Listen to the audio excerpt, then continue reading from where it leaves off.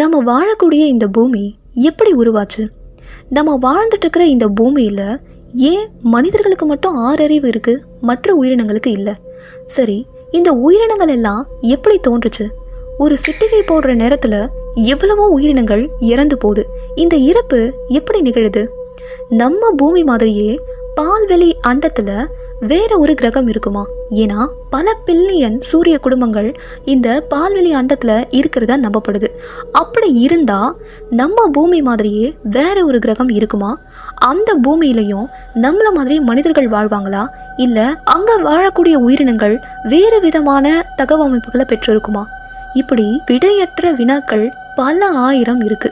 கொஞ்சம் டீப்பாக இப்படிப்பட்ட வினாக்களுக்கு நம்ம விடையை தேட ஆரம்பிச்சோன்னு வச்சுக்கோங்களேன், நம்ம கற்பனைக்கே எட்டாததான் அது இருக்கும். நம்ம பூமி மாதிரியே அண்டத்தில் வேற ஒரு பூமி இருந்துச்சுன்னு சொன்னால் அதில் வசிக்கக்கூடிய உயிரினங்களை நம்ம வேற்று கிரக வாசிகள், அதாவது ஏலியன்ஸ்னு சொல்லுவோம். இன்னைக்கு நம்ம சேனலில் இந்த ஏலியன்ஸை பற்றி தான் பார்க்க போகிறோம். வீடியோவை ஸ்கிப் பண்ணாமல் ஃபுல்லாக பாருங்கள். வீடியோக்குள்ளே போகிறதுக்கு முன்னாடி நம்ம சேனலை நீங்கள் சப்போர்ட் பண்ணணும்னு நினச்சிங்கன்னா நம்ம சேனலோட மெம்பர்ஷிப்பில் ஜாயின் பண்ணிக்கோங்க. Welcome to team eagle.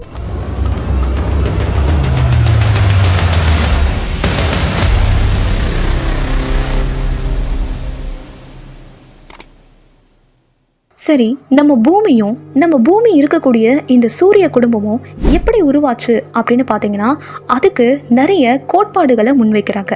நெபுலார் hypothesis theory, accretion theory, big bang theory அப்படின்னு இந்த சூரிய குடும்பம் உருவானதுக்கு பின்னாடி நிறைய கோட்பாடுகளை அறிவியலாளர்கள் முன்வைக்கிறாங்க. இதில் இந்த பிக் பேங் தியரி தான் பெரிய அளவில் பேசப்பட்ட ஒன்று. எக்ஸ்பேண்டிங் யூனிவர்ஸ் ஹைப்போதசிஸ் அப்படின்னு சொல்லுவாங்க. இந்த பெருவெடிப்பு கொள்கையின் படி பார்த்தீங்க அப்படின்னா சுமார் 13.75 பில்லியன் ஆண்டுகளுக்கு முன்னாடி பேரண்டம் உருவாகி அது விரிவடைய தொடங்குச்சு, அதாவது எக்ஸ்பேண்ட் ஆக ஸ்டார்ட் ஆச்சு. இதுல இருந்து பருப்பொருட்கள் எல்லாமே ஒரு பெரும் சக்தியுடன் வெடித்து அனைத்து திசைகளிலும் வெளியே வீசப்பட்டுச்சு. இதனால தான் பல குழுக்களாக நட்சத்திரங்கள் உருவாச்சு. இந்த நட்சத்திரங்களை தான் நாம அண்டங்கள் அப்படின்னு சொல்றோம். மில்கி வே கேலக்சி. ஒரு அண்டத்தில் பார்த்தீங்கன்னா பில்லியன் கணக்கான நட்சத்திரங்கள் இருக்கும். அது மட்டும் இல்லாமல் டார்க் மேட்டர்ஸும் இருக்கும். இந்த மில்கி வே கேலக்சியில் தான் நம்ம சூரிய குடும்பமும் இருக்குது. இதில் நம்ம சூரிய குடும்பம் மட்டும்தான் இருக்குமானா அதுதான் இல்லை. பில்லியன் கணக்கான சூரிய குடும்பங்கள் இந்த மில்கி வே கேலக்சியில் காணப்படுது.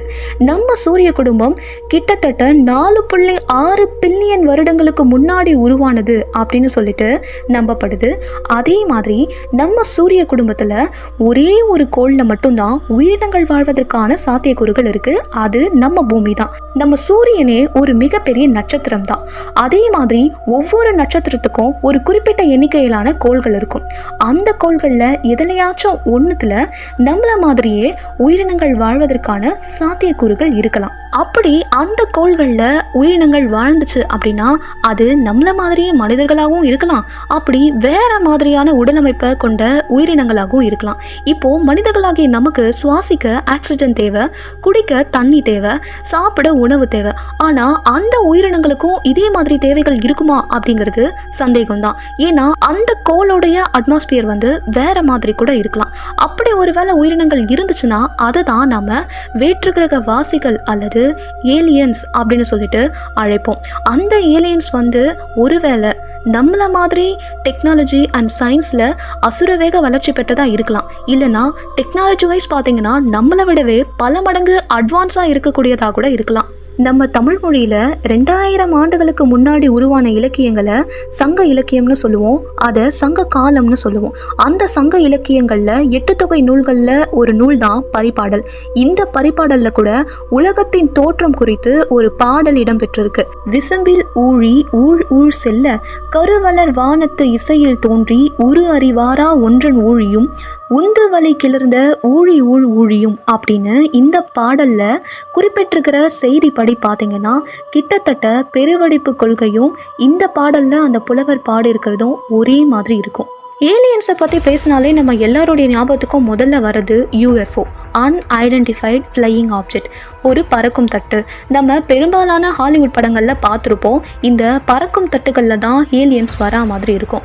இதை நிஜத்தில் கூட நிறைய மனிதர்கள் சொல்லி நம்ம கேள்விப்பட்டிருப்போம். அதுலேயும் பெரும்பாலும் இந்த அமெரிக்காவில் தான் அடிக்கடி யூஎஃப்ஓவை பார்த்தேன் அப்படின்னு சொல்லிட்டு மக்கள் சோஷியல் மீடியாவில் ஏதாச்சும் ஒரு வீடியோவை அப்லோட் பண்ணிகிட்டே இருப்பாங்க. இது எந்த அளவுக்கு உண்மை அப்படிங்கிறது இது வரைக்கும் அதிகாரப்பூர்வமாக வெளியிடப்படலை. ஆனாலும் கூட இப்போ வரைக்குமே இந்த ஏலியனை கம்யூனிகேட் பண்ணுறதுக்கு தீவிர முயற்சிகள் எடுக்கப்பட்டுட்டு தான் வருது.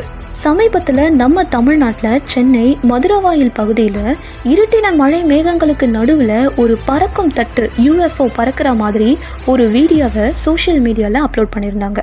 இதே மாதிரி 2023 ஏப்ரல் மாதத்தில் அமெரிக்காவில் ஒரு பகுதியில் ஒரு கைவிடப்பட்ட வீட்டில் இறந்து போன ஒரு மர்மமான உருவம் கண்டுபிடிக்கப்பட்டுச்சு. அது அச்சு அசலாக பார்க்கறதுக்கு ஏலியன் மாதிரியே இருந்துச்சு அப்படின்னு சொல்லிட்டு நியூஸ்லாம் கூட வைரலாக போச்சு. அந்த ஏலியன் சடலம் கிடைக்கிறதுக்கு கொஞ்ச நாளைக்கு முன்னாடி தான் அந்த பகுதி மக்கள் பறக்கும் தட்டை நாங்கள் பார்த்ததாகவும் சொல்லியிருந்தாங்க.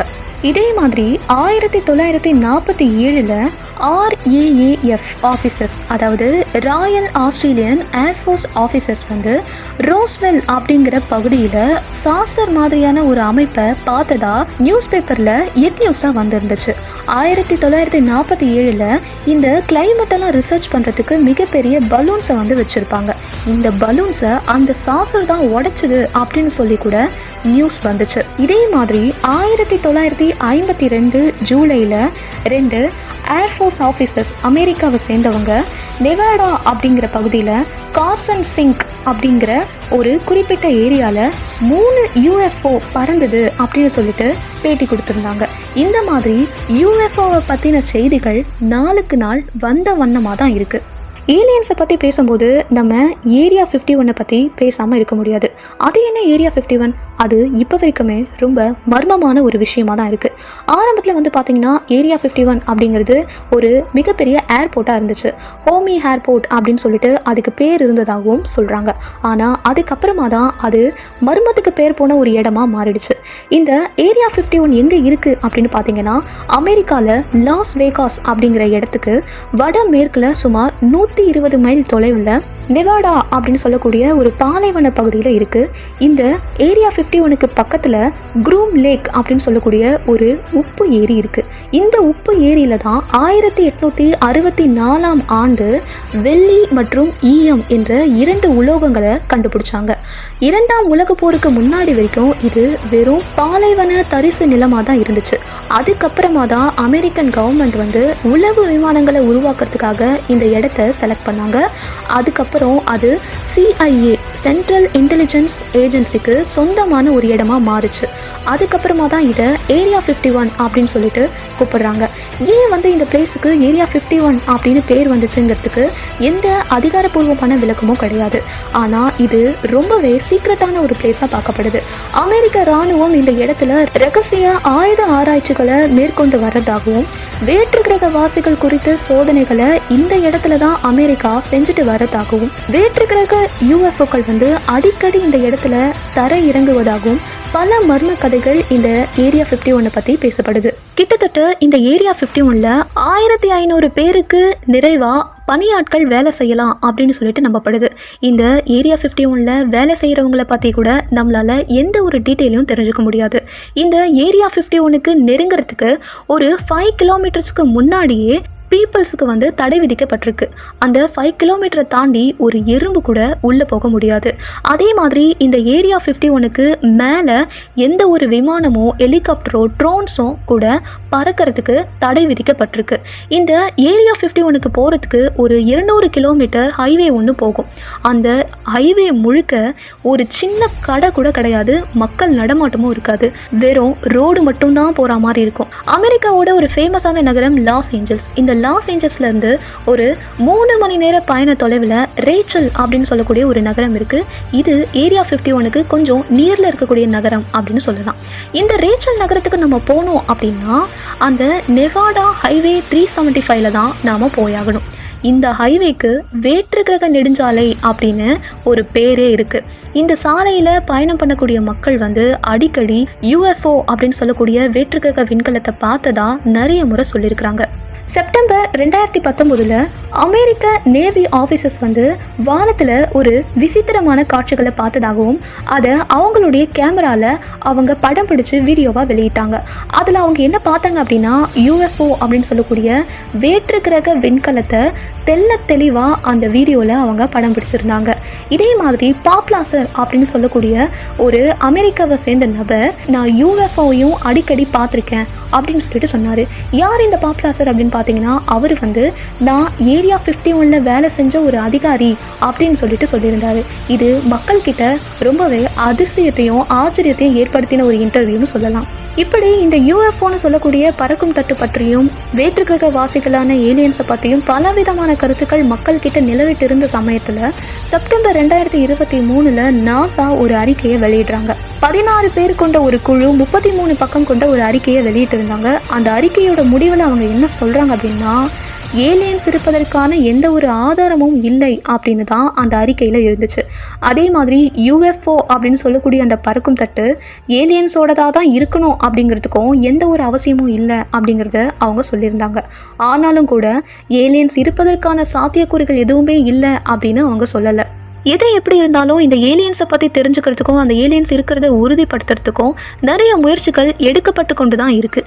இந்த ஏலியன்ஸை பற்றி நம்ம உறுதிப்படுத்துறதுக்குள்ள மனித இனம் அழிஞ்சு போனாலும் போகலாம். ஏன்னா இங்கிருந்து நாம் அனுப்புகிற ஒரு சிக்னலை அவங்க ரிசீவ் பண்ணுறதுக்கு பல லட்சம் ஒளியாண்டுகள் தேவைப்படலாம். அதே மாதிரி அந்த சிக்னலை அவங்க அனுப்பிய பிறகு நாம் ரிசீவ் பண்ணுறதுக்கும் அதே மாதிரியான பல லட்சம் ஒளியாண்டுகள் தேவைப்படும். அதுக்குள்ளே மனித இனமே அழிஞ்சு போகலாம். ஆனாலும் ஏலியன்ஸ் இருக்கிறது உண்மையா இல்லையா அப்படிங்கிறது இப்போ வரைக்கும் ஆதாரபூர்வமாக யாருமே நிரூபிக்கல. நீங்கள் இந்த ஏலியன்ஸை பற்றி என்ன நினைக்கிறீங்க அப்படிங்கிறத மறக்காமல் கமெண்ட் பண்ணுங்கள். அதே மாதிரி இந்த வீடியோ உங்களுக்கு பிடிச்சிருந்ததுன்னா லைக் பண்ணுங்கள், உங்கள் ஃபேமிலி அண்ட் ஃப்ரெண்ட்ஸுக்கும் ஷேர் பண்ணுங்கள். மறக்காமல் நம்ம சேனலை சப்ஸ்கிரைப் பண்ணுங்கள். நன்றி.